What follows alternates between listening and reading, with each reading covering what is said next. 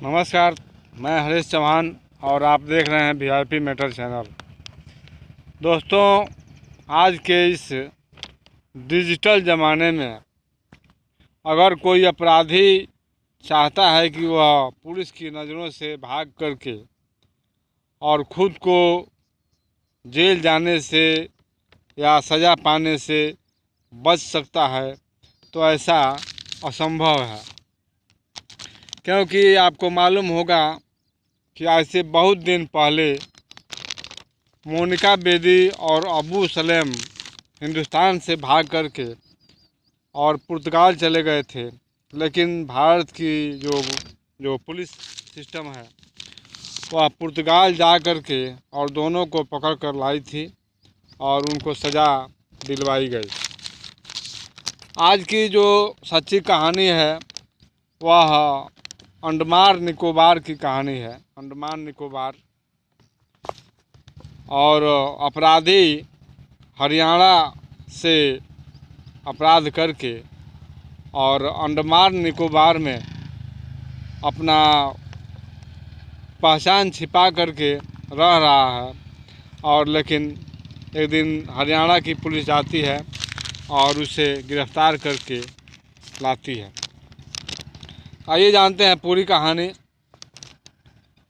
अंडमान निकोबार के एक जगह है जहाँ का नाम है विजयनगर गांव है। वहाँ पर एक परिवार रहता था। यह परिवार जो है नारियल का बिजनेस करता था और यह परिवार शराब बना करके और बेचा करता था। यही इन लोगों का जीविका का साधन था। सब कुछ ठीक ठाक चल रहा था, लेकिन 23 अगस्त 2023 को पुलिस इस घर के मुखिया के पास जाती है और पुलिस अपना मोबाइल निकालती है। मोबाइल में जो चेहरा होता है उस मुखिया के चेहरे से मिलाने की कोशिश करती है, और जब मुखिया का चेहरा पूरी तरह से मिल जाता है, पुलिस आश्वस्त हो जाती है। तब पुलिस का एक आदमी आगे बढ़ कर के उस घर के मुखिया से पूछता है कि क्या तुम एपी सेल्वम हो? पुलिस के मुंह से यह नाम सुनकर वह व्यक्ति कुछ समय के लिए बिल्कुल खामोश हो जाता है। इसके पहले कि वह कुछ जवाब देता या फिर कुछ पूछता, पुलिस उससे फिर पूछती है कि क्या आप सेना में कुक थे? घर के मुखिया के चेहरे पर दूसरा प्रश्न सुन करके और उसका पूरा चेहरा पसीना पसीना हो जाता है। पुलिस वाला कहता है कि अब तुम्हारा खेल ख़त्म हो चुका है मिस्टर सेल्वम। फिर पुलिस उसे गाड़ी में बिठाती है और वहाँ से लेकर चली जाती है। सेल्वम की पत्नी के साथ वहाँ के जो स्थानीय लोग जमा हुए थे वे कुछ भी समझ नहीं पाते हैं। वे लोग यही सोच रहे थे कि आखिर मामला क्या है। वह पुलिस वाले कहाँ के थे जो उस व्यक्ति को गाड़ी में ले गए थे, लेकिन किसी के पास इस बात का कोई जवाब नहीं था। पुलिस वालों को बहुत जल्दी थी।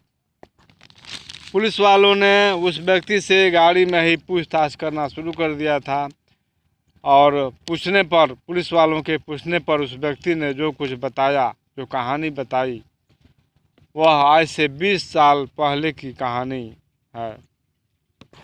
एपी सेल्वम जो पढ़ने लिखने में बहुत तेज तर्रार था और खाना बनाने का उसे बहुत शौक़ था। वह बहुत बढ़िया खाना बनाता था और इसी हुनर के चलते उसने सीआरपीएफ, पुलिस कैंप, सरकारी संस्थानों में और आर्मी के कैंपों में जा कर के पूछता था कि कोई कुक की जगह अगर खाली हो तो मैं अप्लाई कर सकता हूँ। और कई जगह उसने अप्लाई किया और उसका सौभाग्य था कि उसे आर्मी के MH यूनिट में कुक की नौकरी मिल गई। अब वह आर्मी में नौकरी करने लगा था। फिर इसकी शादी की चिंता घर वालों को होती है और कृष्णा गौरी नाम की एक लड़की से इसकी शादी तय हो जाती है। 2006 में शादी भी हो गई। फिर AP सेल्वम का ट्रांसफ़र हो कर के वह हरियाणा के अम्बाला में आ जाता है। यहाँ भी वह खाना बनाता है, कुक का काम करता है। लाल कुर्ती में अम्बाला के लाल कुर्ती एक जगह है, वहाँ पर वह किराए का कमरा लेकर के अपनी पत्नी कृष्णा गौरी के साथ रहने लगता है। इसके बच्चे भी हो जाते हैं, लेकिन पैसे की ताकत जो होती है वह सिर पर चढ़कर बोलती है। पैसे की ताकत सब लोगों से बर्दाश्त नहीं होता। यही कहावत AP सेल्वम पर भी लागू हो जाती है। वह नशा करने लगता है। पत्नी के प्रति उसका व्यवहार दिन पर दिन बदलने लगता है। फिर सेल्वम एक महिला के अफेयर में पड़ जाता है। जब कृष्णा गौरी इसका ऐतराज़ करती है, इन सारी बातों का ऐतराज़ करती है, तब वह उस पर चिल्लाता है, डांटता है, उसको मारता भी है। और अब वह शराब पी करके घर आता है और पत्नी से मारपीट करता है। यह रोज का नियम बन चुका है। उन दोनों के इन झगड़ों को मकान मालिक मुकेश रोज सुनता है, लेकिन पति पत्नी का जो आपसी मामला था उसमें किसी तीसरे का दखल देना उसे उचित नहीं लगता है और इस तरह से वह इस बात को नज़रअंदाज करता जाता है। और अब यह रोज़ की दिनचर्या हो गई थी। झगड़ा तकरार 2007 का साल आ जाता है इसी तरह चलते चलते, और अब यह तमाशा रोज़ होने लगा था। फिर 23 अगस्त 2007 को पति की हरकतों से, रोज़ रोज़ के मारपीट से तंग आकर के और कृष्णा गौरी उसकी पत्नी फांसी लगाकर आत्महत्या कर लेती है। दिन के उस समय जब आत्महत्या करती है कृष्णा गौरी, उस समय सेल्वम ड्यूटी पर था। शाम को जब वह घर आता है तो देखता है कि उसकी पत्नी पंखे से लटक कर मर चुकी थी। आसपास के लोग जब हल्ला होता है तो इकट्ठा हो जाते हैं और उसी में से कुछ एक ने पुलिस को बुला लिया। क्योंकि मामला सुसाइड का था, पुलिस का सोचना था कि चलो लाश का पोस्टमार्टम करवा लेते हैं, पंचनामा बनवा लेते हैं और सुसाइड लिख करके मामले को ख़त्म कर देंगे। पुलिस ने बॉडी को कब्जा करके पोस्टमार्टम के लिए भेज दिया। अब पुलिस आसपास के लोगों से पूछताछ करती है, कृष्णा गौरी के मायके वालों से भी पूछताछ करती है, लेकिन ऐसी वैसी कोई बात नहीं होती। यही होता है कि किसी कारणवश दोनों में झगड़ा हुआ होगा और पत्नी ने आत्महत्या कर लिया, लेकिन कोई सुराग पुलिस के हाथ वहाँ नहीं लगता। मकान मालिक जो मुकेश था वह पुलिस की सहायता करता है, सहयोग करता है और जो उसने देखा था रोज़ का तमाशा वह सब पुलिस को बता देता है कि कैसे AP सेम्बल रोज़ शराब पी कर आता था और पत्नी को मारता था, पीटता था, गाली गलौज करता था, उसको प्रताड़ित करता था। उसी के टार्चर के चलते कृष्णा गौरी ने आत्महत्या का कदम उठाया था। फिर पुलिस संबंधित धारा लगाकर AP सेल्वम को कोर्ट में पेश करती है। मकान मालिक मुकेश ने इस केस में पुलिस का भरपूर सहयोग किया। फिर सेशन कोर्ट भी मान गई कि यह आत्महत्या मजबूर होकर की गई है और आत्महत्या करने के लिए उस औरत को, कृष्णा गौरी को, उकसाया गया था। 2008 में सेशन कोर्ट द्वारा एपी सिंबल को आजीवन कारावास की सज़ा सुनाई जाती है। एपी सेल्वम ने सेशन कोर्ट के विरुद्ध हाई कोर्ट का दरवाज़ा खटखटा दिया। हाई कोर्ट में अभी उसका ट्रायल चल ही रहा था, तभी एपी सेल्वम ने उसी सेशन कोर्ट में एक अर्जी लगाया और कहा कि उसके पास पैरवी के लिए कोई वकील नहीं है, वह अपनी लड़ाई खुद लड़ना चाहता है, अपनी पैरवी खुद करना चाहता है, अतः उतनी देर के लिए, तब तक के लिए उसे रिहा कर दिया जाए। और 2011 में उसे सेशन कोर्ट द्वारा जमानत मिल जाती है। मामला हाई कोर्ट में चलता रहता है, लेकिन वह कभी कभी गैर हाजिर भी हो जाता था। फैसले के दिन भी वह गैर हाजिर था।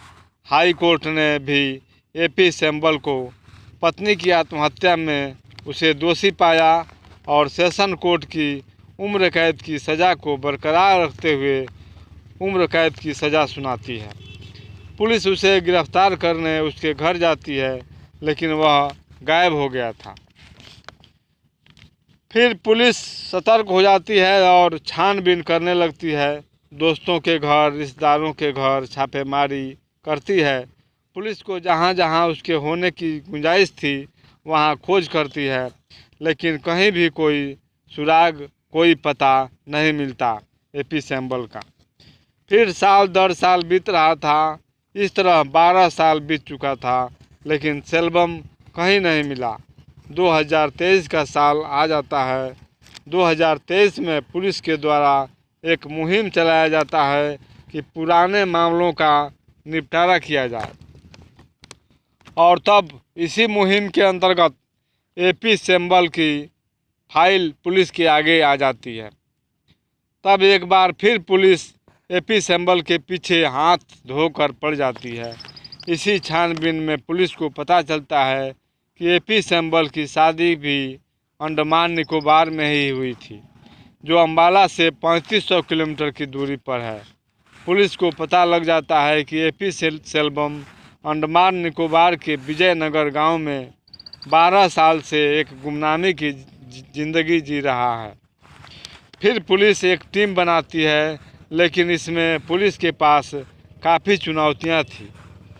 फिर यह अम्बाला की पुलिस टीम अंडमान निकोबार की पुलिस से इस केस पर चर्चा करती है और पूरी कहानी बताती है। अंडमान निकोबार की पुलिस सहयोग का आश्वासन देती है और अम्बाला पुलिस को अंडमान निकोबार बुलाती है। अब खुद Andaman Nicobar police AP symbol की निगरानी करने लगती है, ताकि वह सतर्क होकर कहीं भाग न जाए।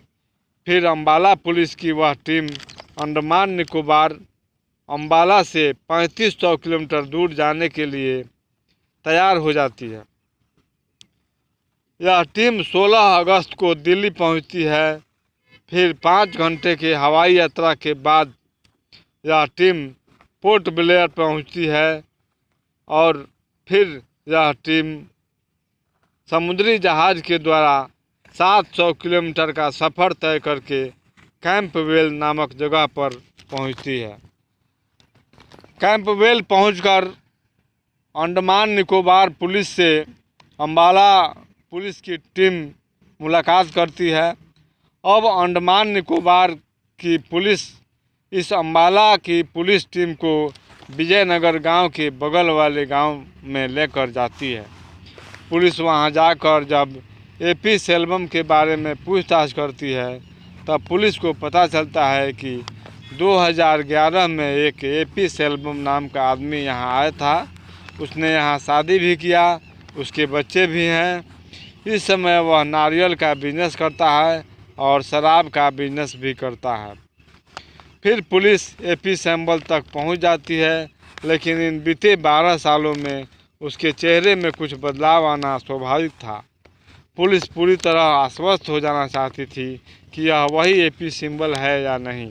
उसका चेहरा मोबाइल वाले चेहरे से मिलाते हैं, और जब पुलिस को पूरा यकीन हो जाता है कि एपी सेल्वम वही है, तब पुलिस उससे पूछती है कि क्या तुम एपी सेल्वम हो।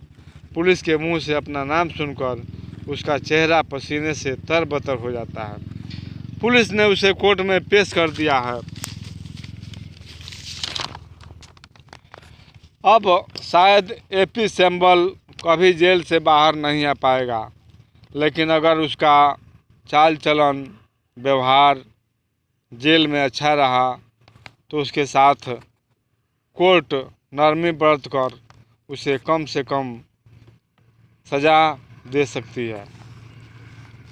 तो आज की हमारी यह कहानी आपको कैसी लगी कमेंट में ज़रूर लिखिएगा और हमारे चैनल को ज़रूर सब्सक्राइब कीजिएगा। फिर मिलेंगे हम अगले वीडियो में, तब तक के लिए जय हिंद।